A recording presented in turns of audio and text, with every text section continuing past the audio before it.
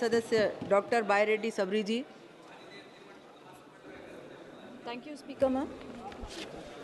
Today, I would like to draw the attention of the House about the deliberate remarks made by our YSRCP leaders against the modesty and dignity of women leaders belonging to Telugu Desam Party in the state of Andhra Pradesh. As the father of nation, Mahatma Gandhi said, to call a woman as a weak sex is liable. It is man's injustice towards women. We might be very brute in terms of brute strength, we might be less brute. But in terms of moral strength, we are far better than men. Speaker ma'am, today these remarks have been made when the nation talks about 33% reservation, women reservation, when nation no more talks about women development but women-led development, which is under our Honorable Prime Minister Shri Narendra Modi ji and our Honorable Chief Minister Chandrababu Naidu garu.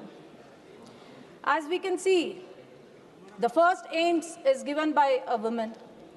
Our languages which are put into the court has been by a woman, and our constitution is what it is today because of our great women, and so is the judiciary and executive.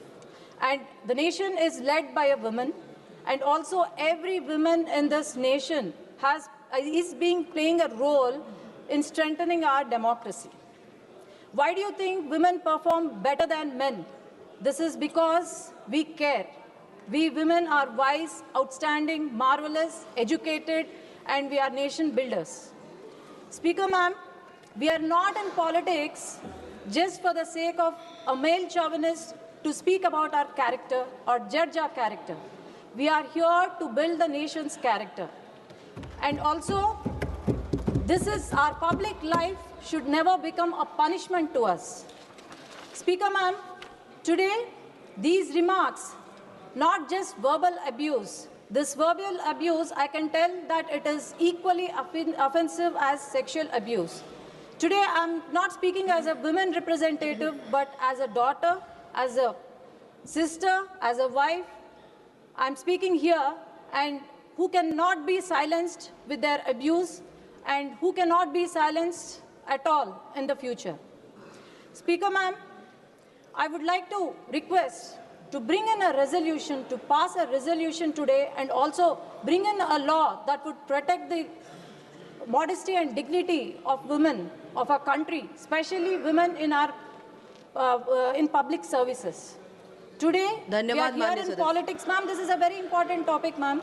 And also, let us spread a word that abuse can no longer be tolerated. It cannot be normalized, and also the justice should not be delayed. Thank you, ma'am.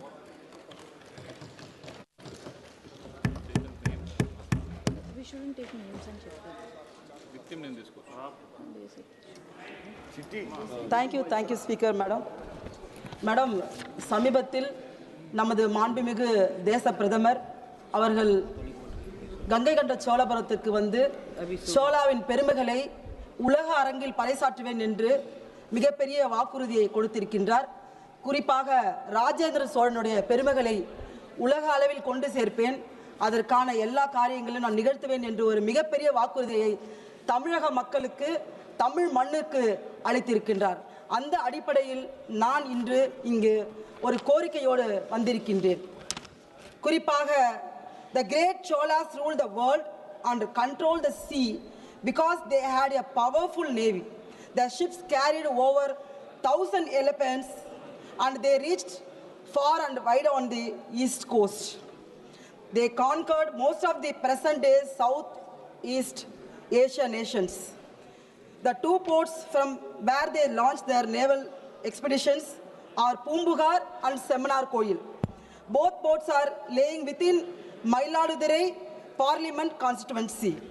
The Prime Minister, while lauding the great Cholas and Gangaikonda Cholapuram on July 27th, announced that this government will do everything to propagate the fame of the Cholas. I request the government to announce offshore evacuation of Pumbugar and Chemanar coastal as they are treasure trove of information on the Chola legacy. Chola's legacy is India's legacy too. If offshore evacuation is done on the scale of Keeladi, India's naval will be known to the world. I request the government to announce a special project, special team and special funds to do offshore evacuation along the coast of Pumbugar and Semanar Koil, both are the ports of the great Cholas.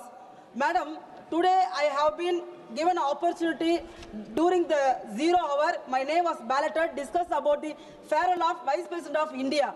But I was denied to discuss about the topic. I don't know the best reason. Only Prime Minister only know. I am not ready. I am not. Raman Singh ji,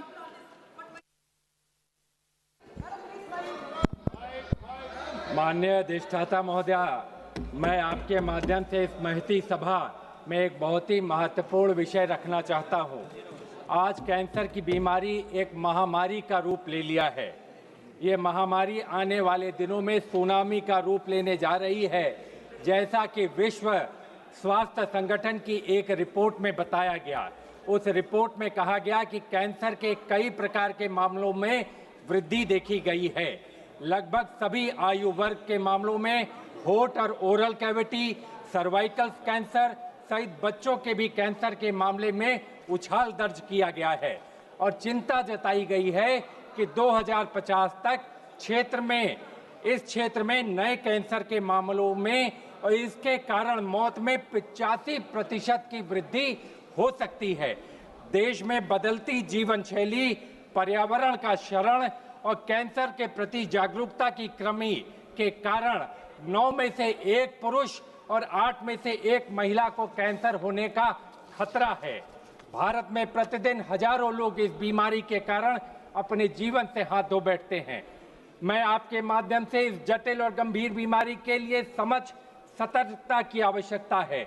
इसके प्रकार, कारण, लक्षण और रोकथाम की रणनीतियों के प्रति लोगों को अपने स्वास्थ्य में सक्रिय भूमिका निभाने के लिए सशक्त बनाया जा सकता है। सभी कैंसर के लोगों को कैंसर के बारे में ज्ञान साझा करना, प्रभावित लोगों को समर्थन करना और ऐसे भविष्य की दिशा में प्रयास करना आवश्यक है। आपके माध्यम से मैं सरकार से मांग करना चाहता हूं, आयुष्मान भारत योजना में 5 लाख नहीं 25 लाख तक के इलाज की व्यवस्था करनी चाहिए। लखनऊ में जो कैंसर संस्थान है उसको एम्स जैसी सुविधा देनी चाहिए और प्रयागराज में जो कमला नेहरू संस्थान है उसको भी सरकारी मदद देनी। माननीय सदस्यों से मैं आग्रह करती हूं अपनी बात को 2